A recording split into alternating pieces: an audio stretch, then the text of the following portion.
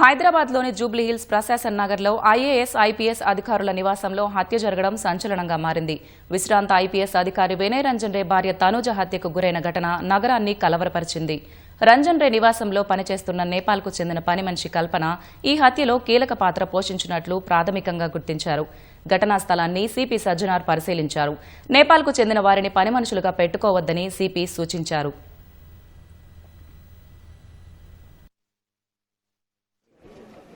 Retired IPS officer Andhra Pradesh DGP Shri Vinay Ranjan Ray వాళ్ళ Mrs Tanuja Ranjan గారు ఒక మర్డర్ ఫర్ గెయిన్ కావడం జరిగింది.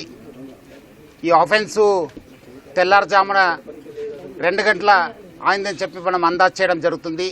దొరికిన ఆధారాలపైన ఇది ఒక నేపాలీ గ్యాంగ్ పనిచేసిందని చెప్పి మనము ప్రాథమిక అంచనా తెలియడం జరిగింది. కొన్ని క్లూస్ దొరకడం జరిగింది. ఆ క్లూస్ ఆధారపైన పోలీస్ టీమ్స్ కూడా వర్కౌట్ కావడం జరుగుతుంది. సో ముఖ్యంగా ప్రజలందరూ కూడా కోరుతున్నాను, మీరందరూ కూడా మీ ఇంట్లో మనం చాలా గత ఒక 2 నెలల నుంచి ప్రజలందరూ కూడా అప్రమత్తం చేస్తున్నాం.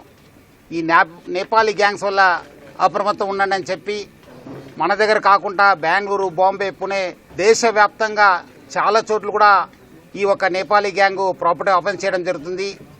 ఇంట్లో ఎవరు లేనప్పుడు లేదంటే ఏదో ఫంక్షన్ వెళ్ళినప్పుడు ఇలాంటి నేరాలకి పాల్పడుతున్నారు. ఇక్కడిక్కడ మన రిటైర్డ్ డీజీ గారు బయటికి వెళ్ళినప్పుడు వేరే ఊరికి వెళ్ళినప్పుడు ఈ ఒక ఆఫెన్స్ జరగడం జరిగింది. పిల్లలు పైన ఉండడము, మేడం కింద ఉండడంతో పైన ఉన్న పిల్లలకి తెలియలేదు.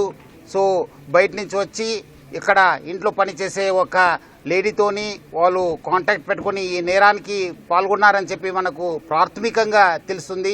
మన సీనియర్ ఆఫీసర్స్ అందరు కూడా దీనిపైన ప్రత్యేక శ్రద్ధ పెట్టేసి డెఫినెట్లీ ఈ గ్యాంగ్ని పట్టుకోవడానికి కృషి చేయడం జరుగుతుంది.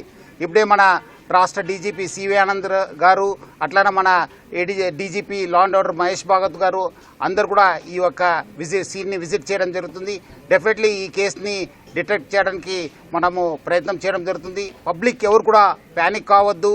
మీ ఇంట్లో ఉన్న, ఎందుకంటే మార్నింగ్ కూడా చాలా మంది నాకు ఫోన్ చేశారు, మన ఇంట్లో నేపాలీస్ ఉన్నారు సార్, ఎట్లా సార్ అని చెప్పి. అందరు కూడా చెప్తున్నాను, వాళ్ళు 1 year 2 year అనేది మీరు పెట్టుకోవద్దు. మీరు డెఫినెట్లీ వాళ్ళపైన చాలా నిఘా పెట్టాలి. అట్లానే మీరు బయటకు వెళ్ళినప్పుడు మీరందరూ కూడా సేఫ్టీ మెజర్స్ తీసుకుని బయట వెళ్ళాలని చెప్పి కోరుతున్నాను.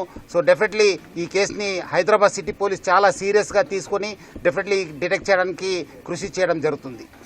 అంటే వాళ్ళు మేడంని చేయి కట్టేసి నోట్లో గుడ్డ పెట్టేసి పెట్టడం జరిగింది. యూజువలీ అది ఒక మోడస్ ఆపరండి. ఇక్కడ అన్ఫార్చునేట్లీ మేడము ఆ ఒక సఫోకేషన్ వల్ల చనిపోవడం జరిగింది.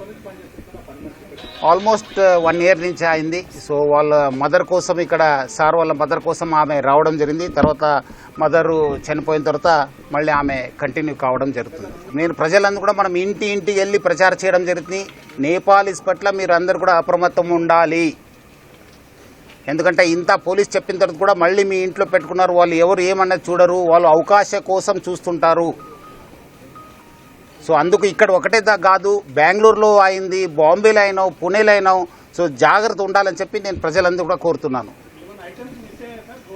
డెఫినెట్లీ మిస్ అయినాం. దాన్ని మనము ఎంత పోయింది, ఏం పోయిందని చెప్పి అంచనా చేయడం జరుగుతుంది. ఇక్కడి నుంచే వచ్చారు, సైడ్ గేట్ ఉంది కదా, పార్క్ గేట్ నుంచి రావడం జరిగింది.